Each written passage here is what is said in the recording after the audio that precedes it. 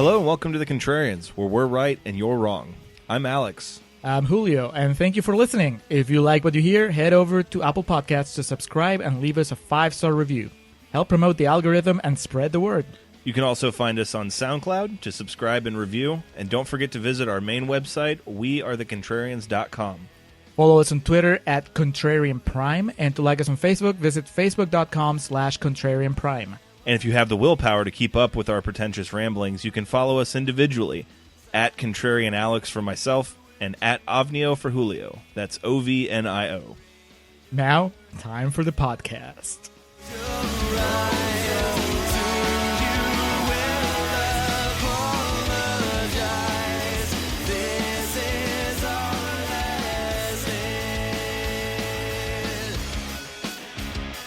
Okay, we're recording for Contrarians Corner for Swordfish.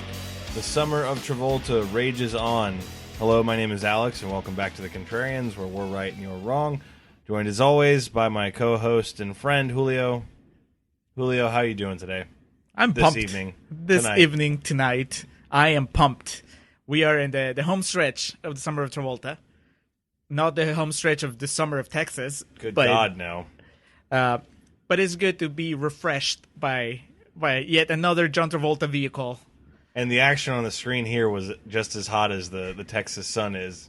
Oh, yeah. Mid-July or end of July here. We're here today to visit or go back. I'm first time seeing it. So for me, it's a whole new world. Swordfish from 2001. Not a John Travolta vehicle. This was a Hugh Jackman vehicle all the way. I don't know. Do you think... I mean, he gets first billing.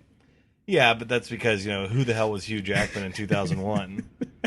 The first X-Men was still, people weren't quite on board yet. Right, they were assimilating it. They're processing it. Mm-hmm. He was not Wolverine.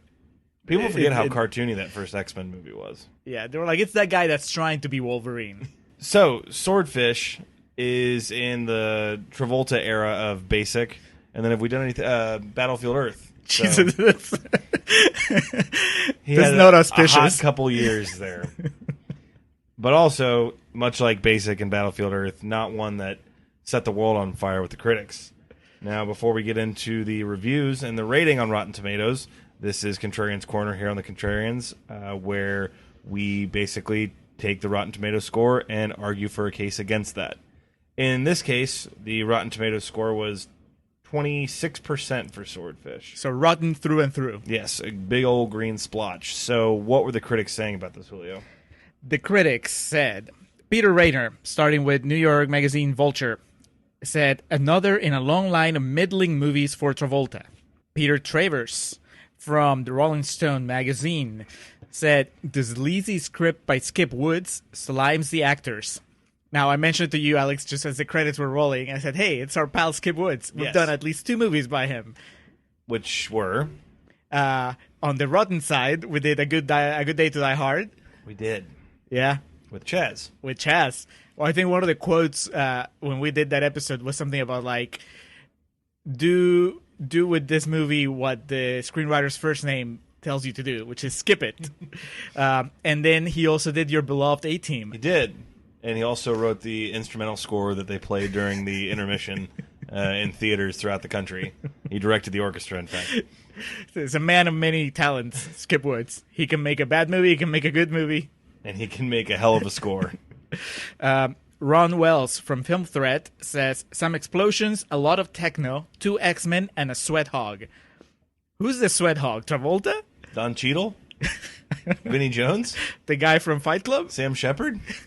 Chuck Rudolph from Matinee Magazine says, an incredible, convoluted, and ponderous techno-thriller that does little but showcase fast-fading star John Travolta at his most staggeringly ineffectual. Jeez. He took it personal. He went all out against the movie and Travolta. E-Online says, the movie tries too hard to make working on computers sexy. Trust us, it's not. I mean, there is a lot of sexiness in this movie. Yeah. We'll get to the... Oh, yeah. What I referred to as the anti-Clockwork Orange scene. And finally, Jeff Weiss from Deseret News, Salt Lake City, says, with all due disrespect to Freddie Prinze Jr., John Travolta is fast becoming the new harbinger of bad cinema. What was Freddie Prinze Jr. doing? What did they do to this guy? I don't even think the first Scooby-Doo had come out yet. Wing Commander, maybe? She's All That. Was that Freddie Prinze Jr.? That's not a bad movie. No, it's not. That's what I'm saying. Continue. That is the last one. Oh, okay. I figure what better way to close the rotten quotes than dig at both Freddie Prinze Jr. and John Travolta. Hell of a time. It's like a backwards passing of the torch. So when I was doing my research on this, for some reason in my head, this movie was called Project Swordfish, and then it was Operation Swordfish. Nope. It's like Prince. It was just one word. It was Seal. Well, it's just because Justin Timberlake went up to Dominic Sena. He's like, just a suggestion. Drop the project. Just Swordfish. It's cleaner. It's cleaner. It'll make a lot more money. We'll have an Appletini. You know what's cooler than John Travolta? John Travolta and Hugh Jackman. Yes. And a naked Halle Berry. Yeah, repeatedly. Just no real substance to her character. But Swordfish, in the vein of another wonderful film, Reindeer Games, that we've covered here. I think you're going to say basic.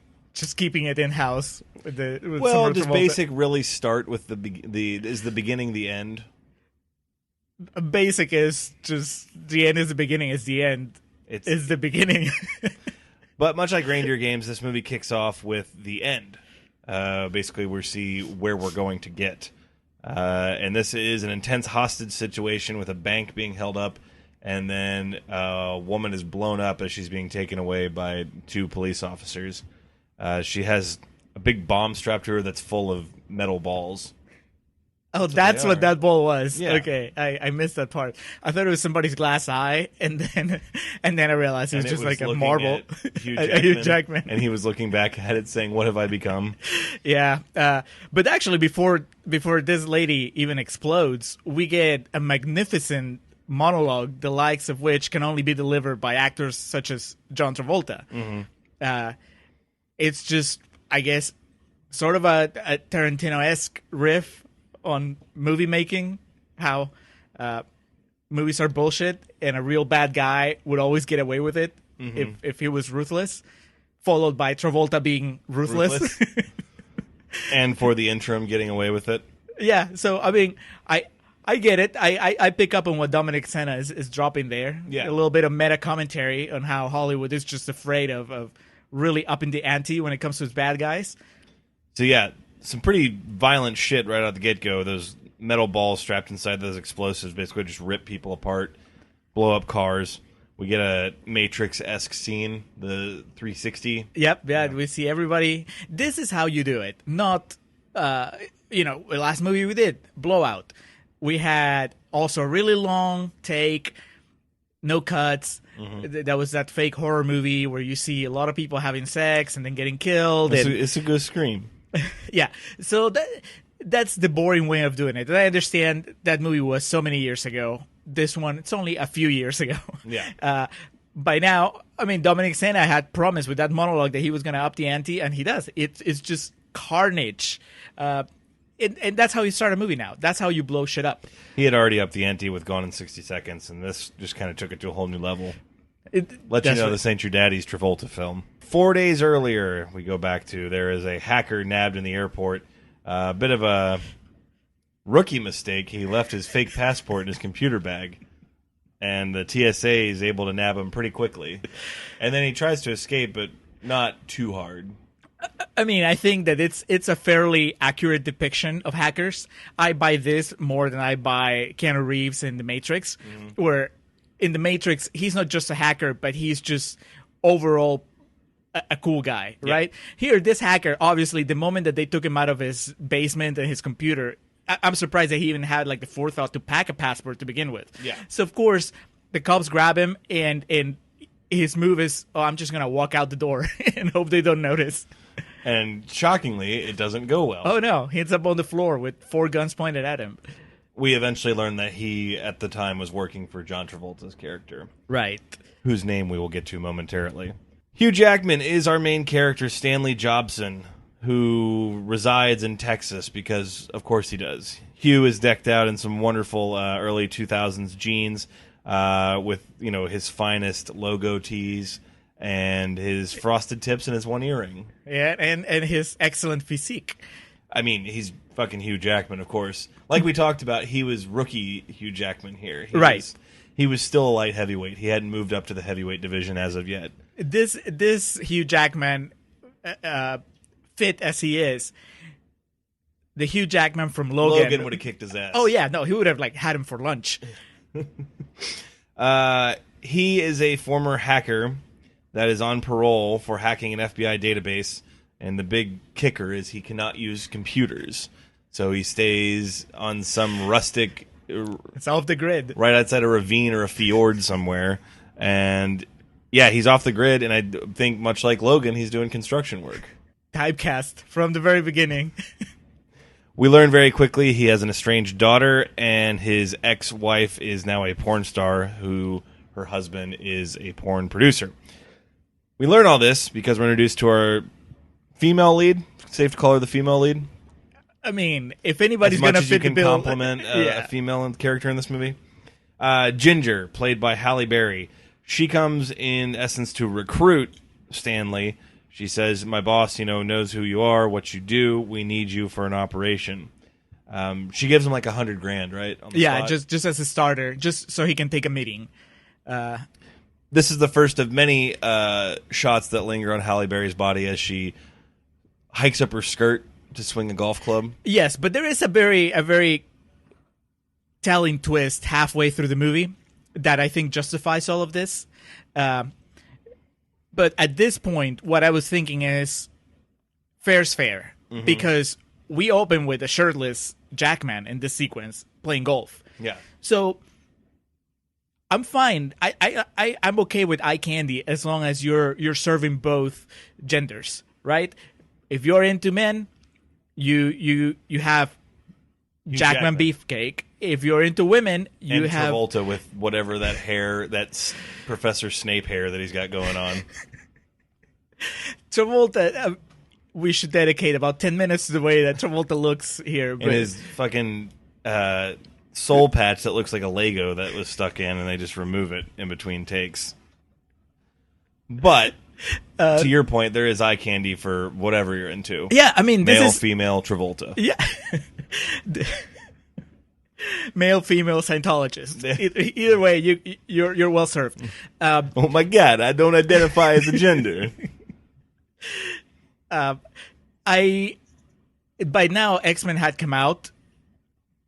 I think they look 1,000 times sexier in this movie than in X-Men. In X-Men, they're wearing skin-tight black leather suits. Mm-hmm. So good on Santa for really capitalizing on the sex appeal of his stars. And Halle Berry rocking that short haircut, man. Her and like Jamie Lee Curtis are the ones that come to mind that could really rock it. Yeah, it's like, if you got it, flaunt it. Yeah. Just enjoy it. I wish I'd done more to profit from my physique in my young days. I wish Halle Berry knew more that I appreciated her looks then. Because I don't know where she is now. Halle Berry, again, throws $100,000 at Hugh Jackman. Obviously enough to entice him. They hop on a plane. They travel to California? I was going to say Ohio. I don't know why I was going to say Ohio. The mountains. The raging nightclub scene in Ohio. Yeah. So they travel to a nightclub somewhere in an old, torn-out warehouse. And John Travolta meets Hugh Jackman when the madness met the mania. When, it's the scene from fucking The Departed where Matt Damon's on one end of the phone and Leo's on the other. I thought I had it written later down my notes because I didn't pick it up right away. But this is basically a movie about smarts versus cool. Mm-hmm. Jackman is the hacker. He's the smarts. Travolta is all cool. By now in his career, he's done so much to cultivate this persona of coolness that all he has to do is show up. Yep. And really, yeah, you're right. This is not a Travolta vehicle. It's on the page, this character, this bad guy, must have felt just as superficial, as two-dimensional as you could get. Yeah. Thank you, Skip Woods. But then the genius of casting Travolta is that he brings his Travolta persona there, and then here he's basically letting the hairstyling and the costuming do the hard work, and he just sits back and it's like, I'm John Travolta. What are you gonna do? Yeah, but I mean, how many actors can pull that off? Locos Taco, like the outer shell's doing all the work. The inside isn't really what matters here. It's a hell of a shell. We've dedicated a whole summer to it. On the other hand, I mean, you have Jackman. Jackman has to do the work. Mm-hmm. We don't really know him at this point in history. I'm pretty sure we could do when we do the wrap up, when we do the Travolta's episode, we can rank his performances based on an item from the Taco Bell menu. Blowout would be like a 5-layer burrito where it's just a bland exterior, but the internal emotions and the contents of it are so vast. So would Pulp Fiction be like the nachos because you have like all that shit in there? Yeah, it's all those elements there's so many mixed. Twists and turns, and like there's the one that you forgot about that you were supposed to start with, and then you go back and rewind. And Battlefield Earth would be just, what do we regret the most? Yeah, exactly. Getting a Taco Bell. It's the Baja Blast of the Travolta filmography. I can't wait for we get our feedback of someone defending Mountain Dew Baja Blast. Okay, so Travolta in this movie, finally getting to it. We've had Danny Zuko. We've had now why am I completely blanking on his Sean name? Archer. Sean Archer. The wildly racist man from Saturday Night Fever. And here we have Gabriel Scheer. I'm not quite sure if there's a better 2001 bad guy name. Well, pre-September 11th bad guy name. Quick side note, and it's probably for the best this didn't happen. This came out in June or July. I'll go over that when we get to Real Talk. But the original ending was like a shootout at the airport and like a plane crash. So probably for the best it didn't end that way, given its timing and all that. So Gabriel Scheer explains to Stanley Jobson that he needs an expert hacker. He's trying to basically siphon an amount of money that the government has in these illegal funds away from them. He works for, I can't remember the name of it. It's not the 13 Club or the Crazy Eights. What were they called in Basic? Was it the Crazy? No, that's not the Spectacular Eight. The Wild Bunch. There you go. The A-Team. It's Skip Woods. Come on. That's true. Here it's Black Ops or Black Cell or something like that. It's a underground group that aids in government corruption, illegal funds. Basically, Travolta wants to siphon $9.5 billion, and he's calling the project Hydra. And he knows that Hugh Jackman can help him out with this. He offers to pay Hugh Jackman $10. He interviews him for the position in one of the more fascinating ways I've ever seen put to film. Dude, this alone is worth the price of admission. This sequence... Tarantino shit his pants when he saw this. He saw how high the stakes were raised. Yeah, this is never seen it before, never seen it since kind of shit. It's a one and only. So he puts a computer in front of him and tells him, I need you to do this, and most hackers would take 60 minutes. 60 minutes. 60 seconds. I need it done in 60 seconds. But not just that, I'm going to point a gun at you. Unsung hero of the film, Vinnie Jones points a gun. The Juggernaut. Vinnie Jones. In the first of many... Bullet Tooth Tony. Yeah, the Juggernaut. It's the Juggernaut pointing a gun at Wolverine. Doesn't make any sense in the Marvel Universe, but here, in this movie, it does. Points a gun at him. And then the coup de grace. Yeah. What really makes it memorable. Yes, the proverbial cherry on the sundae. Just one of the women that works for Travolta starts filleting Wolverine. They hold him. He says, "Victor!" They hold him down so he doesn't resist at first. But then they let him go so he can hack while he's getting a blowjob, while Vinnie Jones is pointing the gun at him. And it's a high pressure situation. You're forgetting the most intense part. Travolta's making uninterrupted eye contact with him the entire time. And we get the occasional cut to Halle Berry just kind of like nodding in approval. That's what I would do. The janitor from Rudy, she's just nodding and clapping on Wolverine at the end there. Yeah, Travolta's doing the countdown from 60 seconds down. You would talk about a high-pressure situation, high stakes. The implication is that when he gets to zero, if he hasn't finished hacking, what happens? Does he get shot?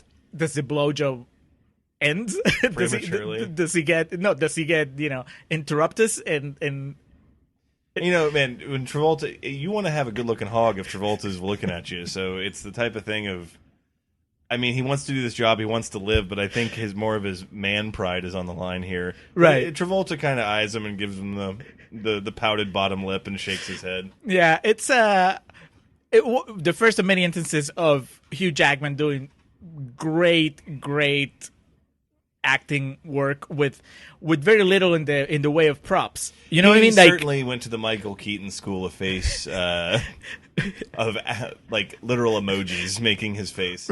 Right, because I mean, unless Dominic Sena is just a way stranger filmmaker than I think he is. Mm-hmm. It's not like Jackman is actually getting blown under the table. So that's all on him. This isn't a Lars von Trier joint. Exactly. So he's actually making all this up. Yeah, and much like every other shot of Jackman in any scene of distress in this, there's a slight glisten to him. I'm pretty sure they had a spray bottle of some sort. They were just hosing him down in between takes.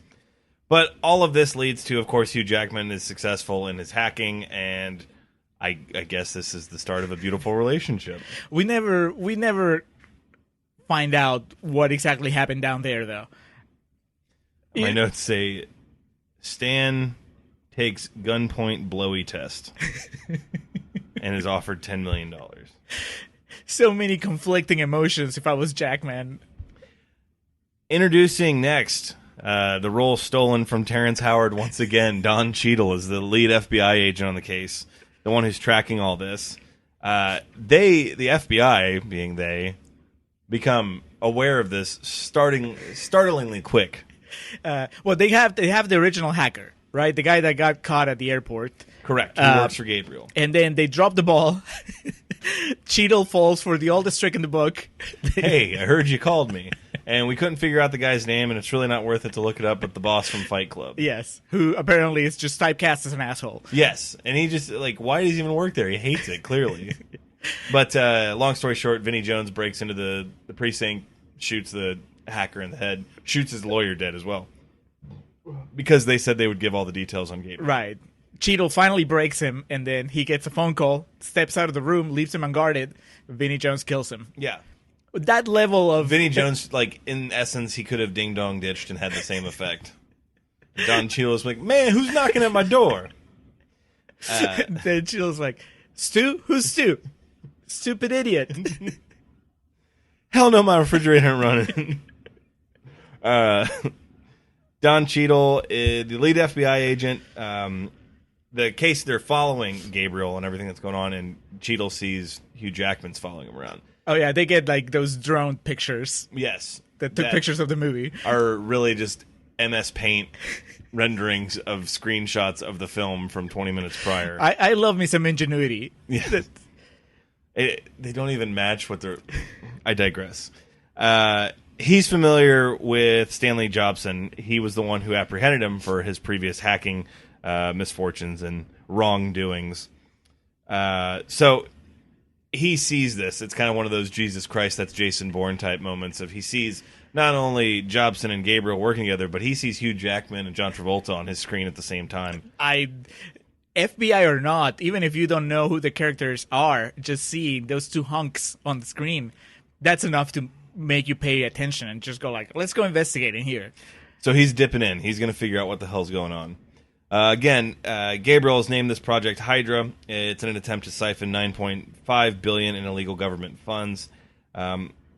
Somewhere around this point in time, we're introduced to Sam Shepard's character, Senator Reisman, who we come to find out is a corrupt politician and has some, misdealings with Gabriel's character, or Travolta's character, excuse me. That'll come back. Not before we get a senselessly tasteful scene of Halle Berry in the nude sunbathing. Yeah, it's one of those things where you're like, don't question it. No. It's why do you want to ruin good things that happen to you while you're watching a movie, right? Not everything has to have a purpose, like a plot-related purpose. Sometimes things are just aesthetically beautiful, and you just want to preserve that. Yes, on film. That's true. But it does have a plot purpose. We haven't gotten to the reveal yet. It happens later in the movie. So Hugh Jackman comes out, finds Halle Berry sunbathing, topless, asks to borrow her car so he can go visit his daughter. Yeah, it's pretty classy too. She's reading a magazine, which it's a book. Her character's an intelligent one. She's reading a novel. It's War and Peace. It's actually the novel adaptation of The Notebook. All right, shit, that wouldn't have been out yet. It's a book called Swordfish. Jackman visits his daughter, 10-year-old girl, who we get this really melancholy shot of her outside of her school waiting for her mom to pick her up, and her mom doesn't come. The only shot we really get of her mom is an establishing shot of her being a raging alcoholic. Yeah, well, there's like that early scene where she is on the phone with Jackman, and she's just basically saying, my husband makes adult films. Mm-hmm. They're not porn. Ah. And then he's like, I can't believe the government won't give me custody. He was tailed, as they say, by the FBI to his daughter's visit. He takes his daughter home, notices he's being tailed, and then we get, not to make two Bourne references, but it's a Jason Bourne type scene. He puts it in reverse, takes off the car door, jumps up, he's doing spin kicks, back elbows. Cheadle and his two other FBI guys. They were not ready for this fight. Oh, yeah, no. They were... I mean, now I think anybody chasing Hugh Jackman in the year 2018, they kind of know that they have their work cut out for them. But back in 2001, they had no idea what they had coming. No. Like, Jackman, he just jumps off a ravine. Well, and then we get an homage to another political thriller that we covered in Black Sheep, where it's just this endless fall, where, you know, you would think it's almost to the point of comedic effect, but I think it's just to stress... the descent into madness that Hugh Jackman's going through. Yeah, the movie's about to kick into just the craziest thing. So we raised the stakes so high that we got to fall back down to rebuild what's going on. Back at the Travolta compound, it's never really explained why everyone lives there, but it's like a hangout. It's like the house from Knocked Up where everyone lives. I was thinking of the house in The Social Network because, you have all the coders there. Yeah. There's all the computers. And Travolta tries to zip line off the chimney and pulls it down. Oh my god! Oh my god! Not the chimney! And then just 99 Justin Timberlake's hanging in the background with his braces.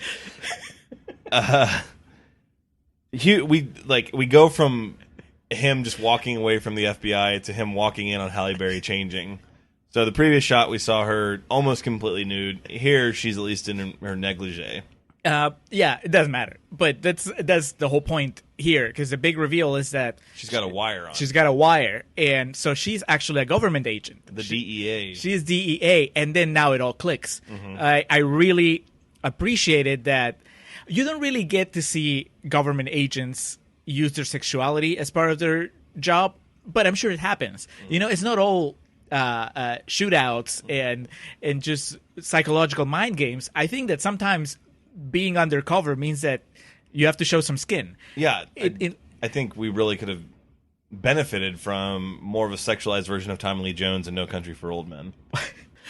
That could have saved some lives if he had just showed some nips. Josh Brolin may still be alive. Yep.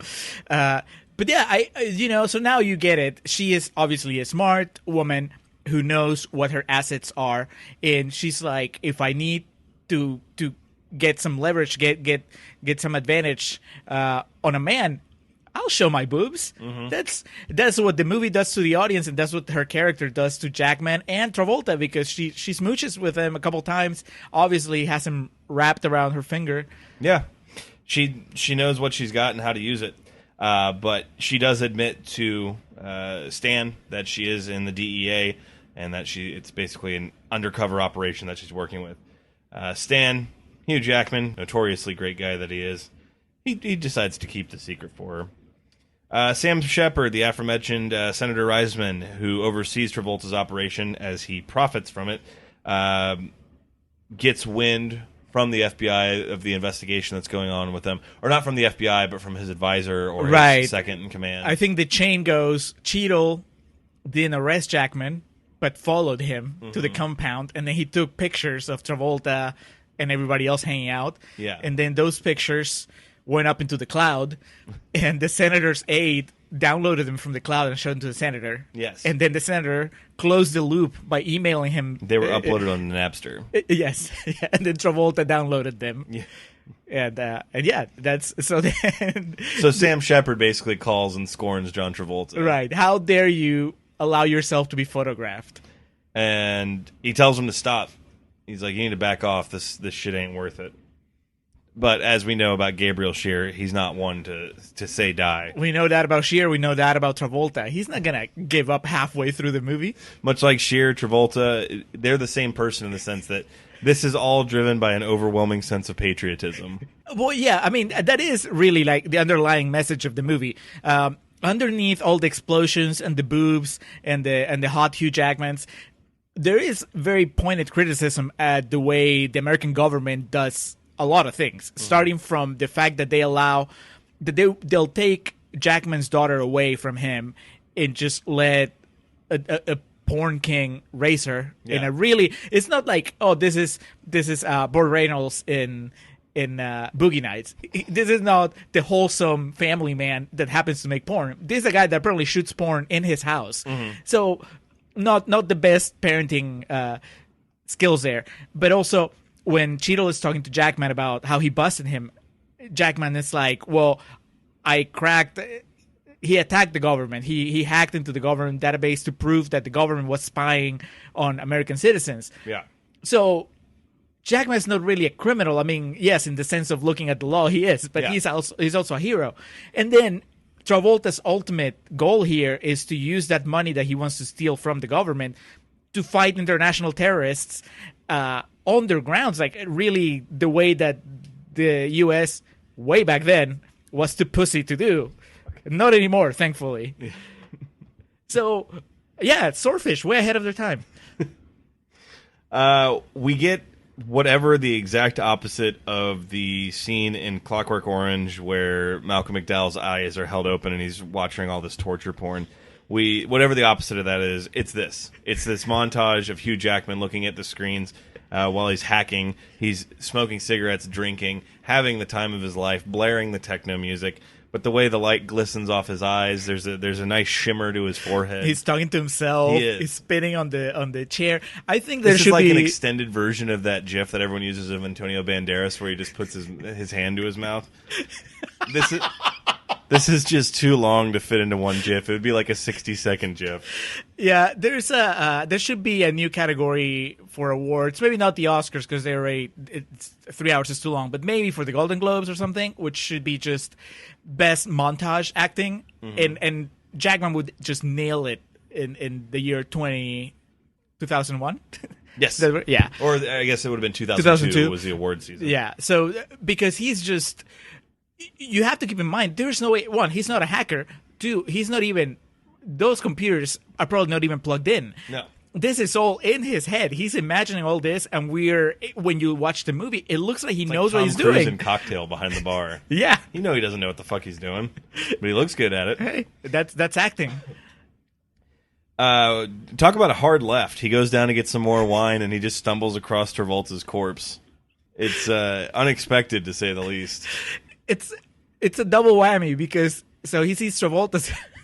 I can't even say it with a straight face.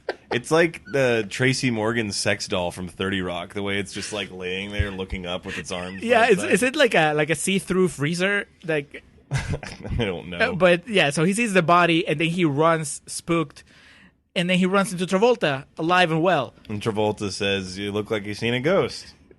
Let's go for a ride." Let's go for a ride. And then the movie has the balls to not address what just happened until the very, very end. And then another hard left. They're just going for a ride in Travolta's sexy sports car, and then they're being followed. We don't really know by who, but Travolta says, "Take the wheel," and then he's got like a cachet of guns that would make fucking David Koresh come in his pants. Like he starts taking these guns out and shooting these cars. They stop. He has like an automatic machine gun or a semi-automatic machine gun in the back of the car, and then he kills like 8 people in the span of like 30 seconds. It's an amazing car chase, a hell of a firefight, and the entire time you're like, okay, it was the build-up was worth it. Because like we said, it's not like Travolta got much to do other than stand back and look cool. Up until this point, this was like a futuristic, not even futuristic, it was like of the time. It's kind of like The Net. But here it turns into an all-out action movie out of nowhere. Right, because they know that. I think this movie's mission statement is keep them surprised. Don't let Keep them them get guessing. don't let them get comfortable. Don't let them start to question why we just saw Travolta's corpse. Or Halle Berry's boobs. Yes, the Travolta sex doll equally as appealing as Halle Berry's body. Yeah, Travolta has a lot of guns, but he figures out here that this was Sam Shepard's doing. Senator Reisman sent these men because obviously Travolta isn't going to listen. So when an old dog doesn't listen, you got to put him down. Well, unfortunately for Shepard, he failed at that. So he catches Sam Shepard fly fishing wherever. This might have been where you got Ohio. And just so you know, there are no mountains in Ohio. But on the way to Ohio, you probably fly past some mountains. Okay. I'll let Julio believe that. I think he's been to Texas and California. So he gives him a big spiel about being a patriot, and then this scene also, it's like Travolta is white Morpheus here. He's got like this long trench coat on and a bucket cap. It's like a LL Cool J Kango hat, and he's wearing it backwards. He turns the cool up even higher. Yeah, this was, you want to talk about ahead of its time. But he takes out this big gun and just shoots Sam Shepard dead, excuse me. The best part of this is he's telling a story about, Thomas Jefferson once shot someone on the White House lawn for treason, and Sam Shepard's like, now wait just a damn minute, Thomas Jefferson, and then gets shot. He doesn't even get to finish his argument. It's like a fake news. Jefferson never shot anyone. And then we go back to the beginning. This is where we commence the beginning of the film. Right. Because they need to go to this World Bank, titled World Bank, to have access to these funds so Hugh Jackman can siphon them all off. While they're doing so, though, they take everyone in their hostage. Right, and they strap those bombs to everyone, and then so the missing link is I was like, what happened with Jackman? So what happens is he panics once he realizes that Travolta is a bad guy, because so far he didn't have enough hints about that. Yes. He unplugs the lights and takes off. Yeah, okay, so he sees his like anti-terrorist squadron unit, and he basically just tries to literally pull the plug on the operation, which doesn't work. And then he takes off to go check on his daughter and his wife and her new husband are murdered, and the daughter's been kidnapped. Right, yeah. And then he reaches into his coat pocket and finds Don Cheadle's card. It says FBI agent /badass MC /war machine. So he calls him / not Terrence Howard. Not Terrence Howard, Maine. Did you see the Aquaman poster? I have. Oh, the poster, yes. I haven't seen the trailer yet. No, Aquaman. Someone did Aquaman, and it's Terrence Howard's face over him, and he's got a bottle of Hennessy. Because that's the joke with Terrence Howard. Hey, Maine. Right. Yes, so that's how we get to where we're at. Right, because he was trying to flee. But they have his daughter, so he comes back. But not before calling Cheadle. So Don Cheadle and the asshole boss from Fight Club are on the other side of the street trying to figure out what the fuck to do. We cut there after the explosions happen. So yes. It's bedlam. And they have the daughter, and they show him the daughter, and they basically give her back upon him correctly hacking the database and having those funds siphoned. Yeah, and Travolta... Not before. Our one missing link of where the hell did Halle Berry go in this movie? Before that question is answered, though, Travolta gets on the phone, and I just had to mention this because it might be my favorite scene in the movie.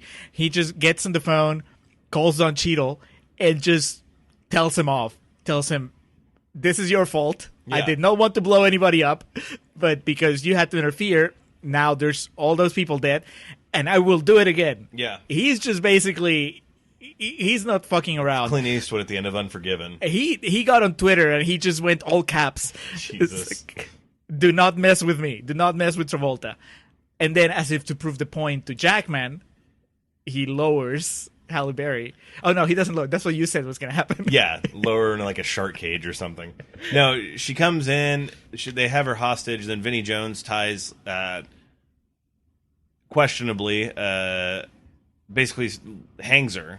Ties a metal wire around her neck, and it's on the back of a truck and begins cranking it. And this is, of course, to call back to the opening where he has 60 seconds to do it because that's how long Travolta... Yeah, this time not as pleasurable as... No. Nobody's blowing him. He surmises that she has 60 seconds to live while being hung. So, of course, he accomplishes it.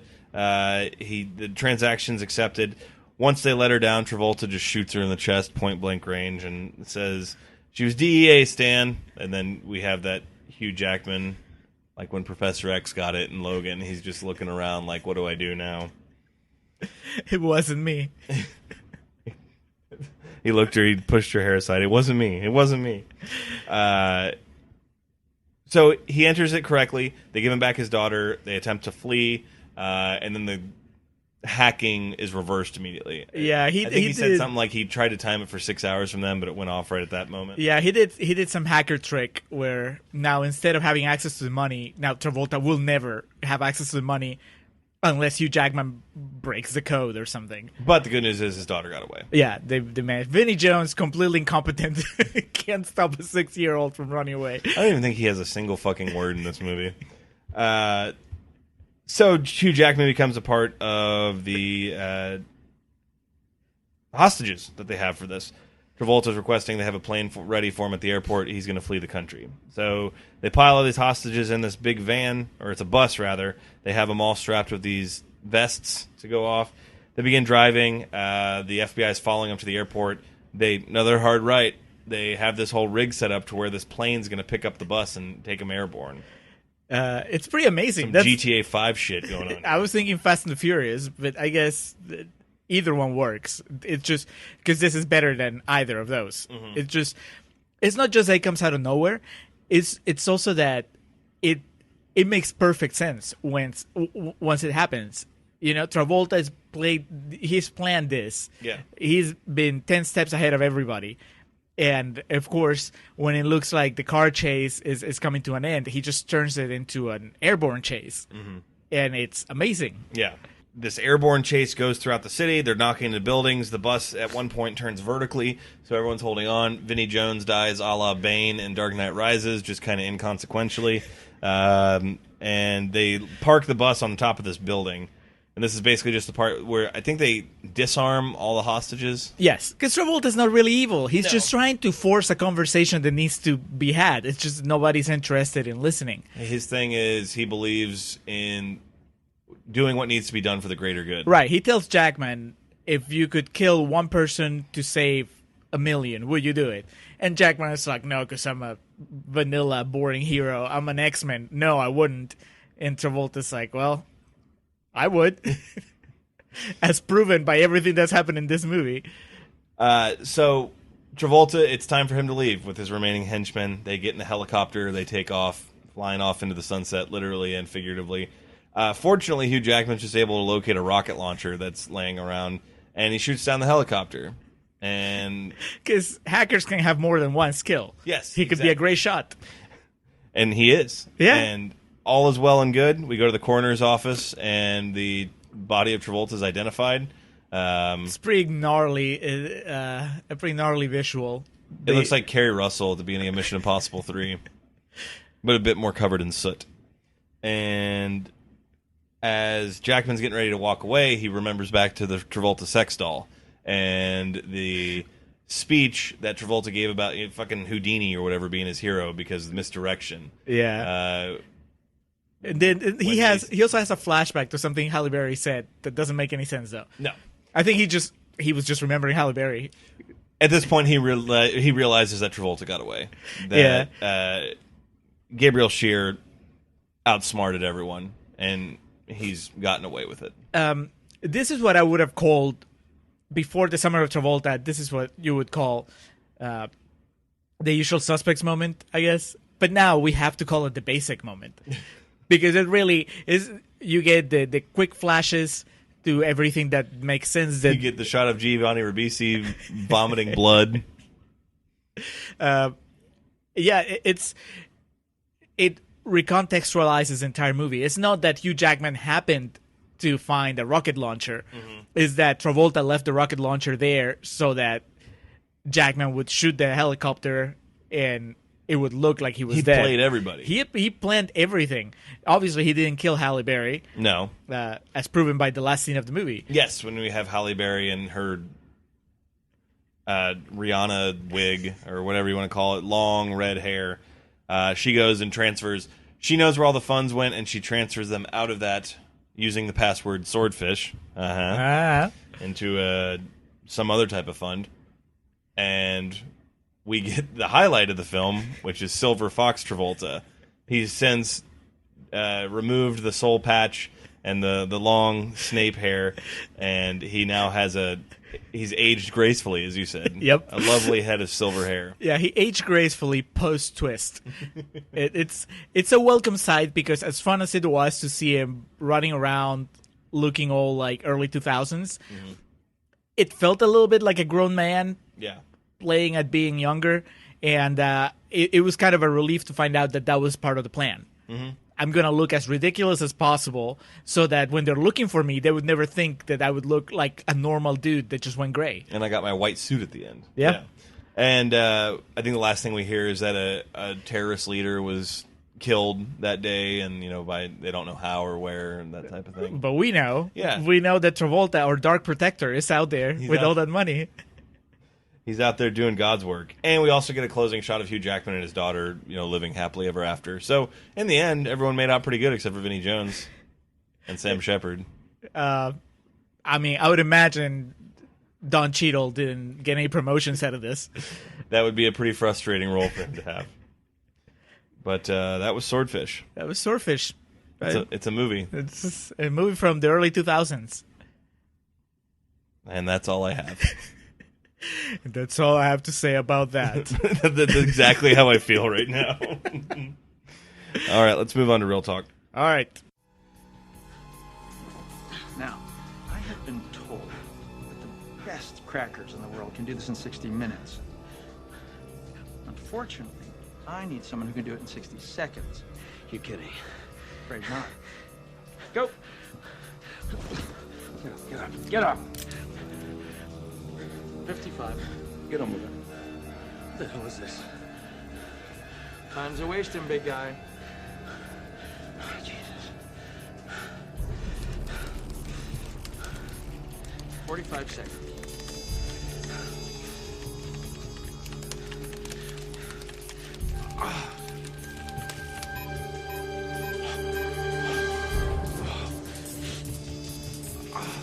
Oh, she's good, isn't she?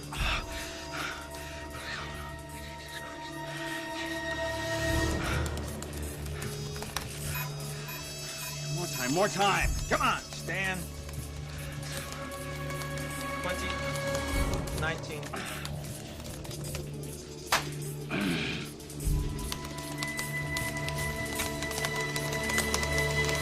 15.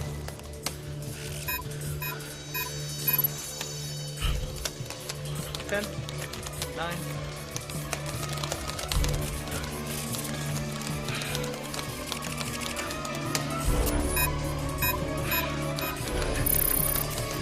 Three, two, one. Too bad. You gotta die. No, wait.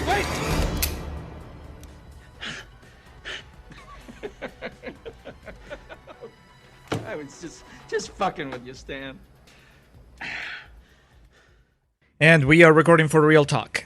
That we are, for Project Swordfish, Operation Swordfish, or as the Criterion Collection calls it, simply Swordfish.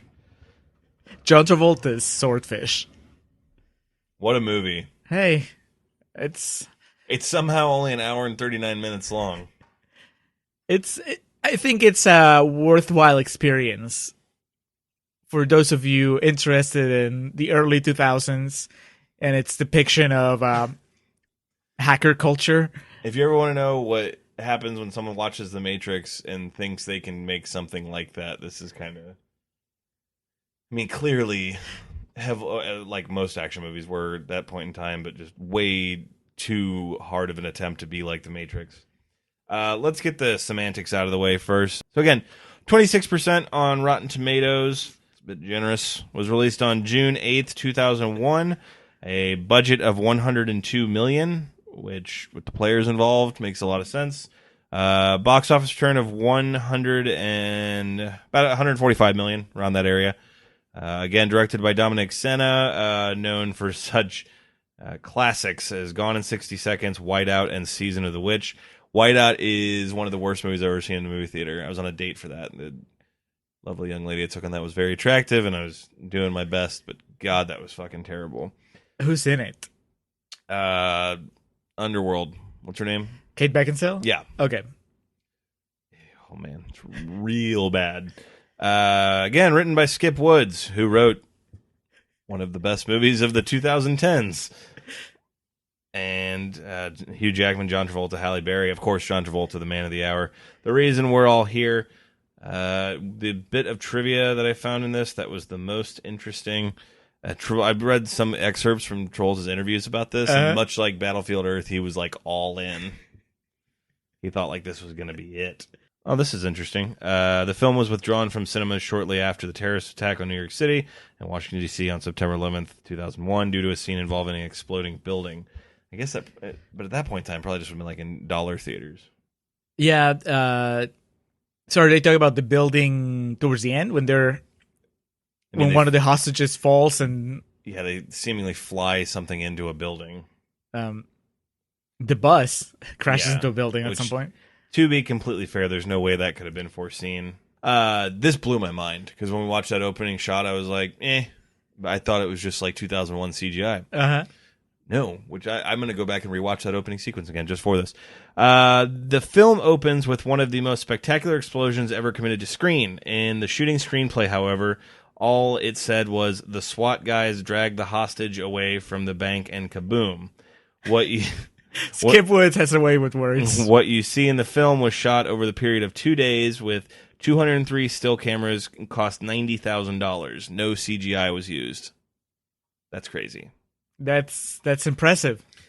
Way too much effort for this movie. It's a good opening. It is. That you can't argue. No. It is. Like I was like, okay, we're on to something here. Man. Again, I had never seen this. I had never really heard much about it either way. And when I asked Julio, I was like, is this rotten or fresh? He's like, ooh, rotten. So had you seen this previously? Yes, I saw it in theaters. Oh, God bless you. Well, other people did as well. So who were the ones that liked it? Some people liked it. Starting with Luke White Thompson from New Times, who says, yes, producer Joel Silver is back in fine form with a glorious orgy of destruction. I mean, clearly this movie was made for this guy. Absolutely. You like it? You like them explosions? You like to drop the word orgy in your one-line reviews? Glenn Lovell from San Jose Mercury News says it's the adrenaline rush of the year. That quote goes on the DVD case. Yep. Cornell and Petricelli from CinemaSense.com say the most mesmerizing and refreshing action film of the last 3 years.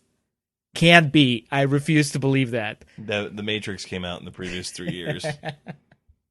Road Trip came out in the previous 3 years, and I'll qualify that as more of an action movie than this. Prairie Miller from WBAY Web Radio says, flaunting his bad guy talents ever since his Pulp Fiction comeback, Travolta streamlines that pathological persona as an online-obsessed virtual one-man crime wave. God bless. I don't think that describes his character here, though. He's not online obsessed. I don't know what describes his character in this movie. It's all about the look there. Broken John Travolta with his... John Travolta in debt. Andrew Manning from Radio Free Entertainment says, boasts one of the most impressive scenes of utter destruction in cinematic history to date. I'd pump the brakes a little bit, but yeah, like we talked about, it's a good opening. Yeah. And finally, Philip Booth from Orlando Weekly says, Travolta is back on his game again as Gabriel, a dark angel of destruction. That was Michael, not Swordfish. Yeah, so this was on the hot streak of Travolta's 2000s, man. He was tearing the world apart at this point. Yeah, this movie's not good. So, I mean, so you didn't know anything about it, but you knew that this was the Halle Berry movie. I was about to say, I had Kazalite as a teenager. I knew a scene from this movie, but outside of that, yeah, I didn't. Since we brought it up, let's go ahead and just talk about that scene and how fucking pointless it is, and how kind of insulting. I feel bad for Halle Berry in this movie up to a point, because at the same time I'm like, you signed up for this. Mm-hmm. What the hell? You read the script, right? That's I mean, they made money out of it. I'm sure everybody got handsomely won an Oscar paid the next year. Yeah, so whatever. But at the same time, Yeah, shockingly enough, this did not really damage her career. Should go to tell you how bad Catwoman is. yeah, we'll get to Catwoman someday. Ooh, oh, buddy. Yeah, I think, like you said, we were watching it, and I mean, she obviously not trying to act like discrediting how attractive she is, and like as still like when I was 14 or 15 when I saw this scene for the first time, it's like hell yeah, but yeah, at the same time, it's like there's no point to it, Right? There isn't. It's just the literal point of that scene is let's look at Halle Berry's boobs because there's not even you can't even make the argument that she used her sexuality to blind Hugh Jackman it's nothing. It's really just Travolta's sex doll that throws him a loop. So it's and like there's nothing he does in the movie that really is linked to him being attracted to Halle Berry. No. It's just they have some sexual tension, but it doesn't really affect the plot one way or the other. He basically acts like any guy would act in that situation. Just like, oh, right. Even if he was not attracted to her, he would still feel the pressure when she's hanging. You know, when Vinnie Jones is murdering her, he would still crack the code or whatever. So yeah, that doesn't play into it, and like in the end, she's just still with Travolta. I don't know. I did have a chuckle to myself with. Not trying to get too political or anything, but the hypersensitivities of a lot of people right now. Do you remember the fit people threw with Ava Green in Star Trek Into Darkness? Oh, yeah. Like, imagine if this movie came out tomorrow. Dude. Oh, yeah. So that's even though there are probably not as many ugly shots of Hugh Jackman, but they're there. Yeah. He's still shirtless, Yeah. flexing, being super attractive. I mean, this is a movie of attractive people flaunting their looks everywhere. The whole movie's supposed to be salacious and sexy. And Yeah. I mean, that's cutting edge. Yeah, that blowjob scene. Yeah, that. Did they really think that was anything but ridiculous? I don't know. I That seems guess like something you would see in like a De Palma film or something like that. Right. But De Palma would have it scored to where it just sounded like something. Let's talk about that too. What the fuck is the score to this That movie? is true, yes. At one point it does go Star Wars, right? Yeah. It's like the fuck. What does it do? Like something like that. It's when Jackman cracks the code, he goes dun dun dun. Yeah, that makes no sense. It sounded like they did it in like with 2 weeks before the release. They just had fucking someone with a synthesizer in the studio. Just they run out of legit techno, and they just had to make up their own. Yeah, and then they got in trouble. Yeah, Halle Berry. I've always found her to be a good actress. Yeah, she's really pretty, but there's no way to read the script and think like, oh, my character is noble. There's anything I can bring to this part. I mean, I guess the closest she gets. That part is just, it's a Bond girl. Right. It's Pretty Woman A. Yeah, she has that one moment earlier in the movie when she first meets Jackman where you think that she's she's like the second in command and she's gonna be manipulating him or whatever, but it goes away really quickly. Yeah. Once she brings him into the operation, that's it. She doesn't really do anything other than sunbathe and Nod on an approval. Yeah, nod an approval. Say don't turn me in. And yeah, Hugh Jackman is a young boy in this, man. I mean, he's fine. He's got the Michael Keaton eyebrows and everything. Like with everyone else in this movie's chocked full of talent, but this movie gives them really nothing to do. Yeah, as a Hugh Jackman vehicle, I mean, I guess he could do worse, but it's not like Origins is worse than this. Oh yeah. No, but I mean, yeah, Origins does not even get started there. But if you're somebody who only knows him from Wolverine or from X-Men, right, and you want to see what else he can do, he's fine. Yeah, you know, he holds his own against everybody else here. He doesn't feel out of place.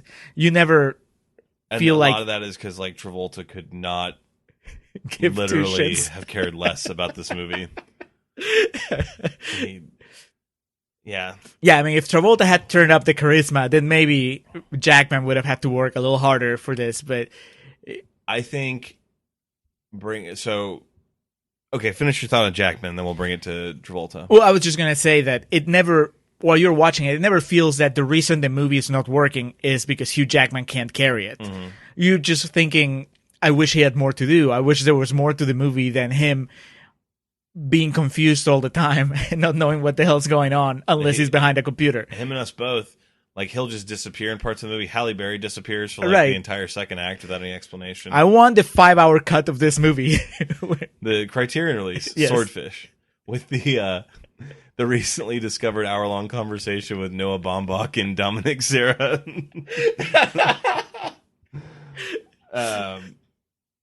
So, why we're all here, the man that's brought us together, Yes. John Travolta.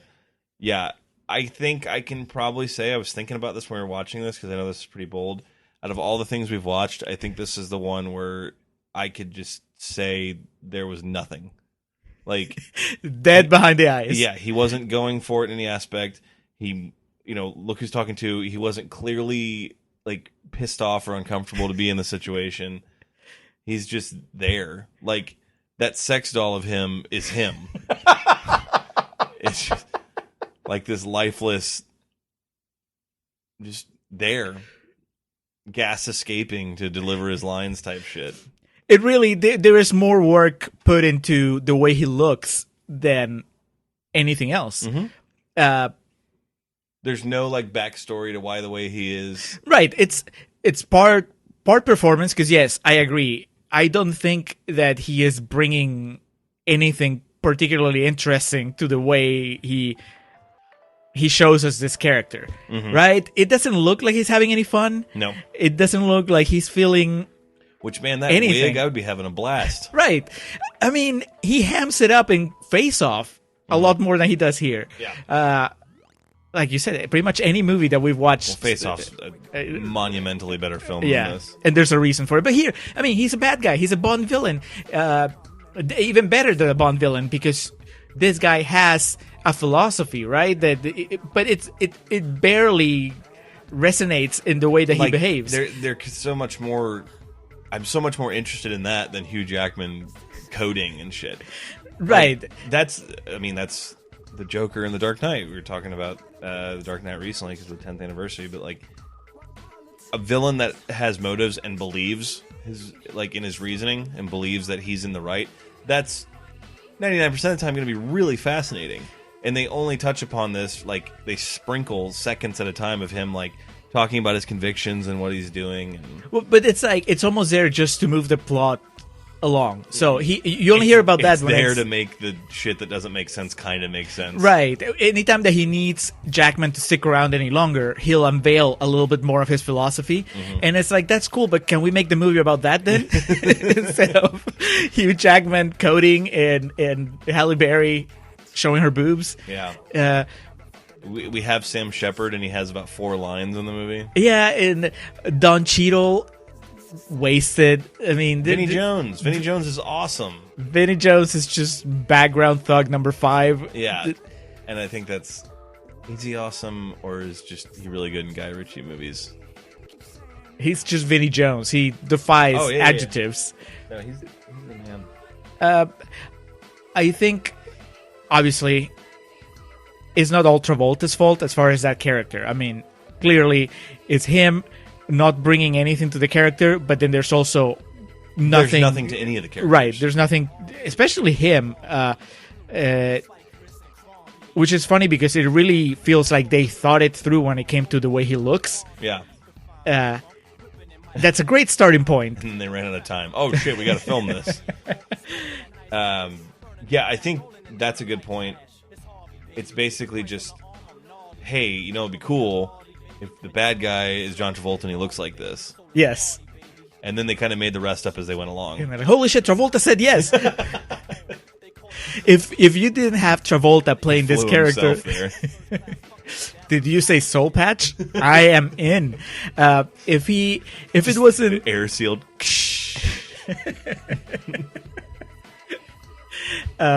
if it wasn't Travolta playing him, can you imagine how much blander this? How much guy- more forgettable this movie would be? Yes. You really, I guess, you come to Swordfish to watch Travolta playing a villain, and you don't get that, but you do get, that Hugh Jackman guy, I wish that he was in better movies. Hugh Jackman's a spicy meatball. Yes. I think that forgettable is the right word to describe this, and that most of the time is always, to me, going to be worse than a bad movie. Because I said, and I've said on this is kind of a bad movie, but it's not actively bad, it's bland, which is worse than, because if a movie's really bad, a la Basic for myself and Look Who's Talking for You, it still elicits emotion from you. Yes, this... Not that it's good emotion, but it accomplishes a goal in some aspects. But here's the thing, it should elicit emotions because it is, especially now. You know what I mean? It's funny, the movie from 2002, 2001, it happens. It's even more relevant right now. But when you're talking about Travolta's goal to fight international terrorism on their terms, how is it that watching a movie about that leaves me completely unmoved in this day and age? It doesn't feel relevant, about even though it should. Corruption, right? It's just everything. What Travolta does here, what this movie is allegedly about, it should be a hot button right now, but it isn't, because it's just more about the cool explosions and the set pieces with the cars and which, man, this movie is just hard left after hard left, and we said jokingly and also off air, we're talking about it's not an action movie until the last half hour, and then Travolta takes these guns out and starts shooting people, which is fine, but it's a shift in tone with no preparation, and really, if it was successful, then that would be great. But it's not really it becomes a more interesting movie. It does not. No. It's a different kind of generic now. Yeah, it's just okay, why does he have these guns? Why is it that I am not super excited when that bus takes into the air? I've seen that kind of stunt before, the Fast and Furious movies. They do that kind of crazy shit. The A-Team, they fly a tank. Exactly. And when it happens, there's this joy to seeing it happen, right? Here, it's just perfunctory. You don't really feel anything. It's life on its side, middle of the road. It's just, okay. I don't know. I think it's one, the beginning is really good, and that kills a lot of the action that follows it. They peaked really early.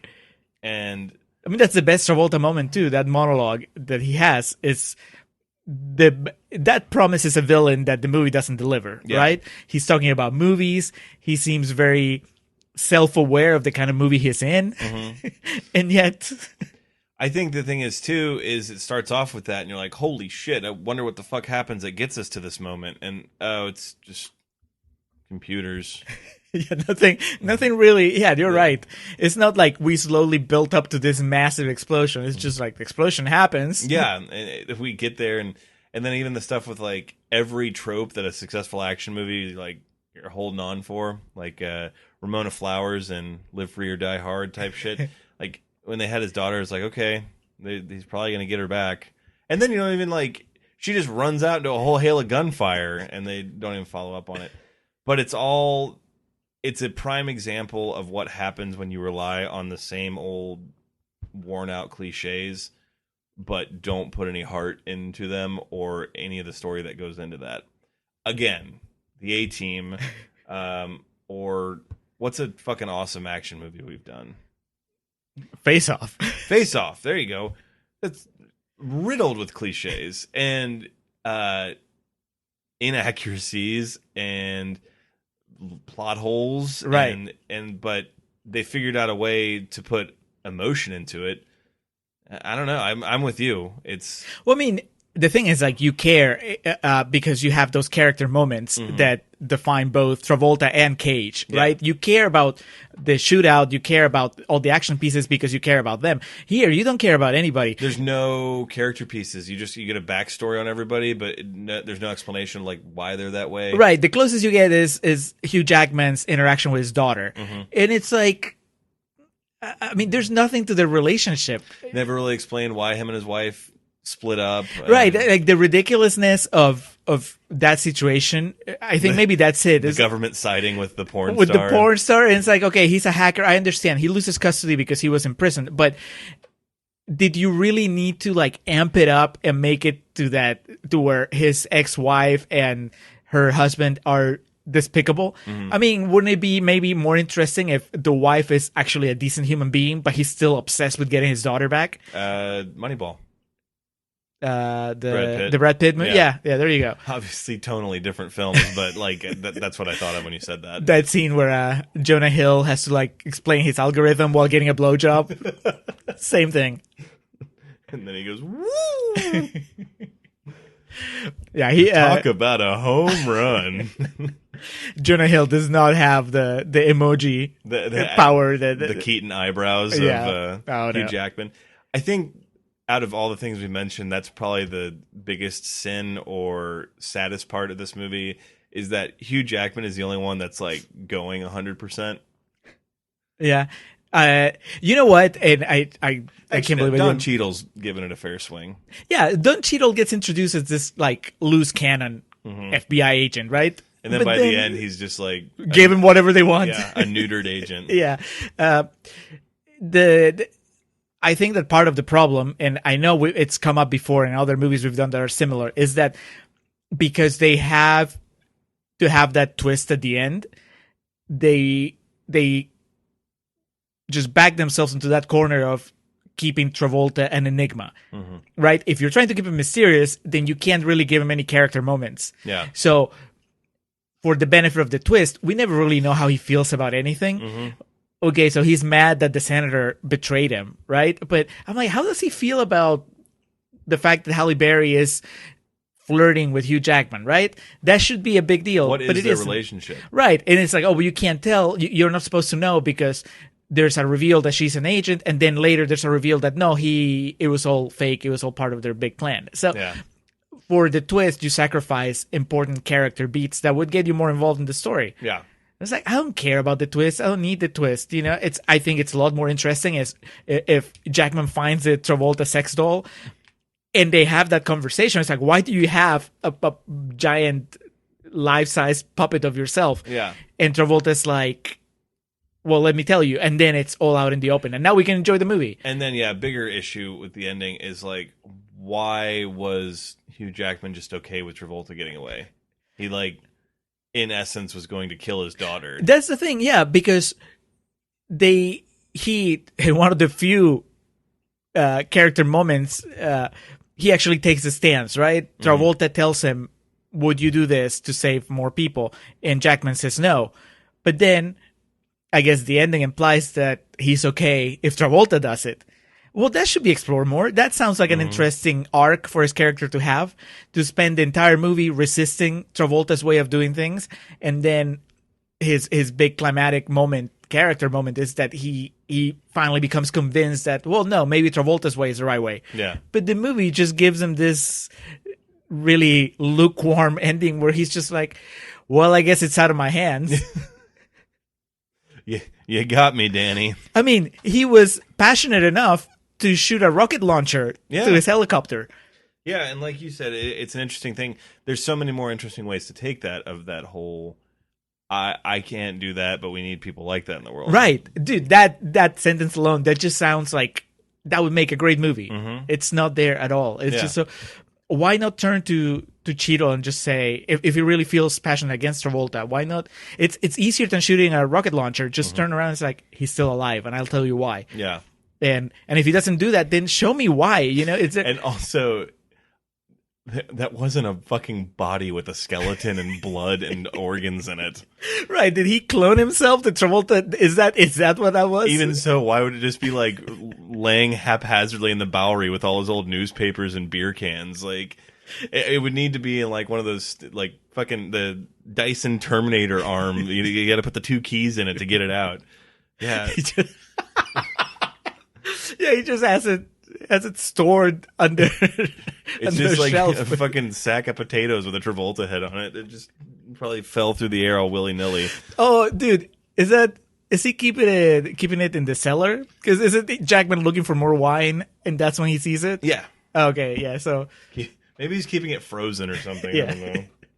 In between the Chardonnay and the Sauvignon Blanc. Just a Travolta head, just bland. And I think that's, in a lot of cases, the biggest sin that could be committed in a movie or a show is when it just comes across as, Yeah, big miss. Especially, I don't know. I mean, obviously, you had different expectations than me. When I went to see it at the theaters, it's like, oh, this is cool. This is Travolta doing a bad guy. The poster looked cool. It's the guy that did Wolverine. And then I went to see it with my family, and I was like, oh, boobs. It was just, eh. You just did the Michael Caine from the end of Dark Knight Rises. You trusted me, and I failed you. Yeah. Now, I mean, good things that we can say about this movie. The opening. Vinnie Jones? No, I mean, he's wasted. But still, he's cool. Don Cheadle? Cheadle. The fact that Hugh Jackman has a business card from Don Cheadle that he calls someone. How about that fall, the never-ending fall? The Black Sheep. Do you know what I'm talking about? Yeah, Black Sheep? yeah. I mean, Halle Berry is good in her delivery. It's just that she's not really given much to work with outside of here's this woman. In extremely tight clothes. Yep. I mean, Hugh Jackman's always good, even like the shit I've seen that he's been in. Do you like the montage of him hacking? Yes. Yeah, I like it too. I mean, it's so corny. Exactly. And, like, yes. It's peak 2001 type stuff. Yeah, it's ridiculous, but it might be actually the best part of the movie. Mm-hmm. It's definitely him giving it his all. Travolta's soul patch. The look of Travolta. Yeah, God bless him. That's both looks. Yeah, I guess you have three. He looks like your like uncle who's overweight, 30 pounds, trying to be Neo for Halloween. Yeah, he doesn't look like those Comic-Con photos that you see on IMDb. Yeah, where they're like everybody's cool except for like that one guy that did not pick the right character. Yeah, that's. You know what's cool? That I mean, probably the best thing about this movie is that once again it gives hope to people that are out of shape like me, because he did Basic after this movie. Yeah, he's in great shape in Basic. Mm-hmm. I mean, I know I said it when we did Basic. I was like, Face Off was before Basic as well, right? So good for his personal trainer. Yeah, this was better than Basic. So that was gonna be my question. Yeah. My big question, because you answered already if it's better than Christmas or worse than Christmas with the Cranks. It's not worse than Christmas with the Cranks. It's better than Basic. As I said, the crime of being bland versus me being mad afterwards. The difference was I was just like seething after Basic. I never want to watch it again. If this is on like TNT and the remote's far away and I'm hungover or something, I'll just be like, all right, well, I'll just watch this. But also, this has the one memorable scene of the hacking while getting a blowy. Yeah, I guarantee you this. I may never watch this movie again or really ever bring it up, but anytime I hear it, it's got a memorable scene. So there you go. Yeah, Swordfish. Oh, that's the movie where they Wolverine gets a blowjob while Vinnie Jones has a gun at his head. We'll rank this when we get to the Travolties. Unfortunately, I don't think this is really gonna rack up any awards. As far as Travolta penis nicknames, the Swordfish. The Swordfish. That's when you're too drunk to get a full erection, so it's just kind of you still go for it, but no one really wins in the end. So as we've been doing with these Travolta episodes, we're doubling up. Tonight we recorded obviously Swordfish. Tomorrow night we are recording Get Shorty. That's first part of our big finale for the Summer of Travolta. Winding down. So like we've been doing with these, I'll save my plugs for tomorrow night just so I can get my thoughts more in order. I have a plug. Wait, did you have? I was gonna say before you get to your plug. Do the universal plug of the festive years who provide our opening and closing tracks. Opening track is always Our Last Stand. Closing track Summer of '99. Their album Don't Let Me Use You. Excuse me. And then the man behind our logo, Hans Rothgieser from the podcast Nación Combi. You should listen to his podcast if you speak Spanish, and if not, learn Spanish and then listen to his podcast. They talk about Peruvian stuff. Also, if you want a cool logo like ours, you can contact them. He's at mildemonios@hotmail.com. That's MILDEMONIOS at hotmail.com. And he's also on Twitter at mildemonios. So get on that. And now, the one plug I have... This movie called Swordfish. Yes, fantastic. Inspired partly, apparently, by The Summer of Travolta. Our friends from We Watch the Thing are doing this thing in September, where the thing they watch is all of the Fast and Furious movies. Excellent. Which I wasn't even thinking about when I referenced Fast and Furious earlier in the episode. But yeah, they're marathoning all 8 of them, all in one day. Oh, brother. Yes. And they're releasing the episodes, I guess 2 per episode throughout the month, but they are watching it all in one day, awesome. and then recording in between every 2, I guess. And for the last outing for the 7 and 8, which coincides with their 50th episode, they asked for some podcasters to record drinking game things. So they're watching 7 and 8, playing drinking game rules that are provided by other podcasters. So I submitted a couple of mine. Excellent. I can't tell you because I think they're trying to keep it a secret, so I can't tell you what they are. But just drink every time Gina Carano's on screen. She was in 7, or is that 6? I think that's 6. God damn, I'm way behind. Yeah, no, 7 is the one. 7 is the last Paul Walker one, and then 8 is the first one without Paul Walker. All right, well, just either way, God bless Gina Carano. Maybe every time you think of Gina Carano while watching it, just blitzed. But yeah, that sounds like a lot of fun. I look forward to listening to it.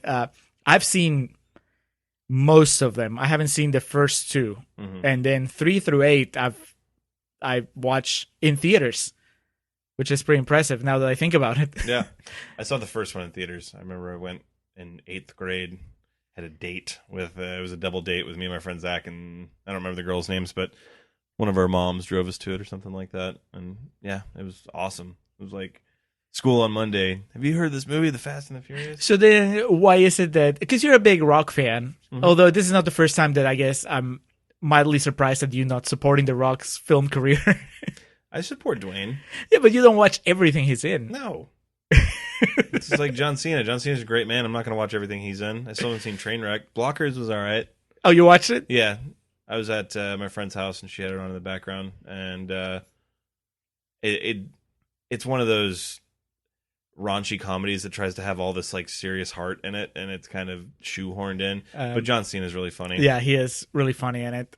But yeah, so I guess my question was, when did you stop like really being invested in Fast and Furious? If you had such a really good first outing. Well, I was 14, or maybe even 13. My tastes have changed significantly. Oh, so you're saying that you outgrew the franchise? Well, that's not fair because I've watched them on TV. The parts of it, it's awesome. It's just needless mayhem, and for me to say I outgrew it would be asinine for me to like just be constantly suckling at the teat of the A team. And I don't know. I think with that, you'll find with me, with the exception of like Friday the 13th, there's not many franchises I get really invested in because I really like the one and done. And in the case of Fast and Furious, yeah, they're all awesome, but it's the exact same story every time. It's not, man. That's Okay. You're showing your lack of knowledge of 5 and beyond. And probably that whole thing of I'd rather just go watch Running Scared if I was going to watch a Paul Walker movie. But this one has cars. Nobody has to run.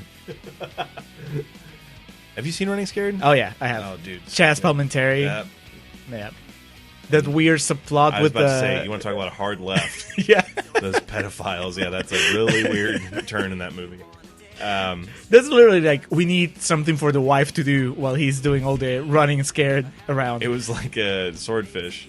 All they had started with in Swordfish, it was just explosion. The script for Running Scared was Vera Farmiga kills pedophiles. Let's build around it. And Paul Walker was like, I'm interested. write me a role there. Chaz Palminteri. Okay, I'll get my agent on this. Anyway, they're calling this thing Furious Timber. So, Excellent. yeah, kudos to them. That's going to be fun. Yeah, I look forward to it. And that is my plug for Swordfish. Excellent.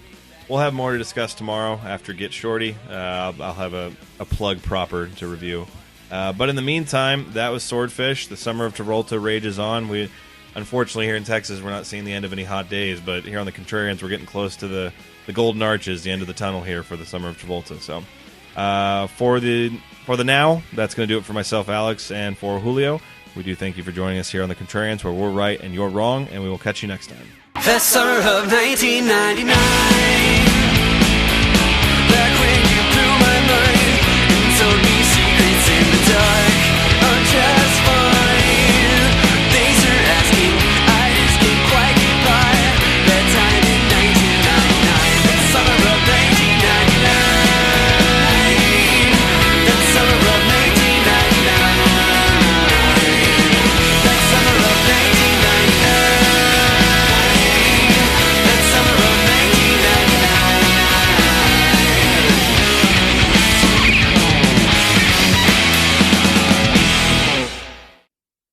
Hey guys, do you have a screenplay you need feedback on? Well, you are in luck. I, Julio, the half of the Contrarians that speaks with an accent, I'm doing official screenplay coverage now, and if you're a listener of the show, you'll get a discount. Just email wearethecontrarians@gmail.com and tell us which is your favorite episode of the podcast and why.